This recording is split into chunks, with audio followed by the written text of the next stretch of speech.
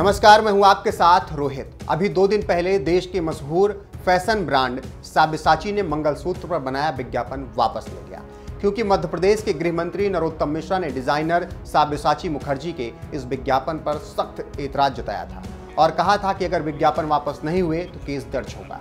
फिर मिश्रा की चेतावनी के बाद साब्यसाची ने विज्ञापन वापस ले लिया और इसको लेकर इंस्टाग्राम पर एक स्टोरी पोस्ट की, जिसमें कहा कि फैशन ब्रांड इस बात से दुखी है कि समाज के एक वर्ग को विज्ञापन से ठेस पहुंची है, इसीलिए हम इस विज्ञापन को वापस ले रहे हैं। तो आप समझ सकते हैं कि इस विज्ञापन में क्या हुआ।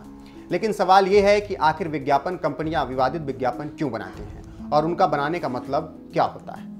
जानकारों की मानो तो विज्ञापनों का उद्देश्य होता है अपने प्रोडक्ट को बेचना, चाहे वो अखबार में हो या फिर क्रीम या फिर कोई सोने का गहना। प्रोडक्ट के रूप में कभी उपभोक्ता यानी कि मैं और आप उत्पाद होते हैं, कभी कोई नई स्कीम तो कभी किसी नेता अभिनेता का काम। कहा जाता है कि अच्छा विज्ञापन वो होता है जो आखिर में लोगों को उस सामान या उत्पाद की ओर खींच लाए। लेकिन ग्राहकों को लुभाने के फेर में कई बार विज्ञापन शालीनता की सीमा पार कर जाते हैं और तब होता है विवाद। वैसे तो बहुत से विज्ञापन पर समय समय पर प्रतिबंध लगाया गया, लेकिन जानकारों के मुताबिक इससे कंपनी को ही फायदा होता है। कहने के मुताबिक अगर विवाद हुआ तो खबर बनेगी और हम इस विवाद को कुछ दिन खींच ले जाएंगे, तो जितना फायदा विज्ञापन के चलने पर नहीं होगा उससे ज़्यादा इस विवाद से मिल जाएगा। और ये बात सही है, जैसे ज्वेलरी ब्रांड तनिष्क के साथ हुआ। तनिष्क ने विज्ञापन बनाया और जैसे ही जारी हुआ विवाद शुरू हो गया, जिसके बाद कंपनी ने विज्ञापन वापस लेने का ऐलान कर दिया। विज्ञापन में क्या था? कंपनी मालिक ने तनिष्क के इस विज्ञापन में 2 अलग अलग धर्मों को मानने वाले लोगों के एक परिवार को दिखाया है। सोशल मीडिया पर इस विज्ञापन को लेकर काफ़ी बहस चली और विज्ञापन को धार्मिक नजरिए से देखा गया और राइट विंग की मांग पर कंपनी को झुकना पड़ा और तब जाकर विवाद खत्म हुआ।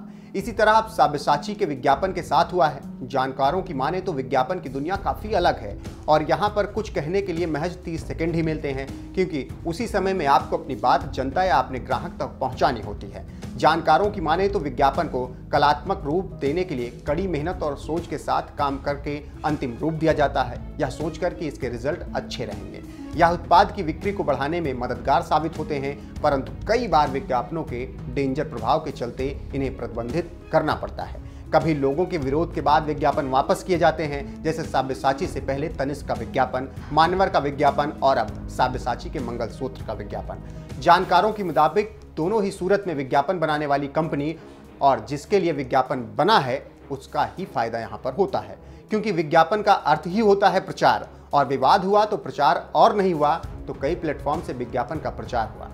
तो इससे आप समझ सकते हैं कि किसका फायदा हुआ है और क्यों इस तरह के विज्ञापन लगातार बनाए जाते हैं जिससे उसका फायदा होगा। और यही बात साब्यसाची के मामले में भी कही जा सकती है।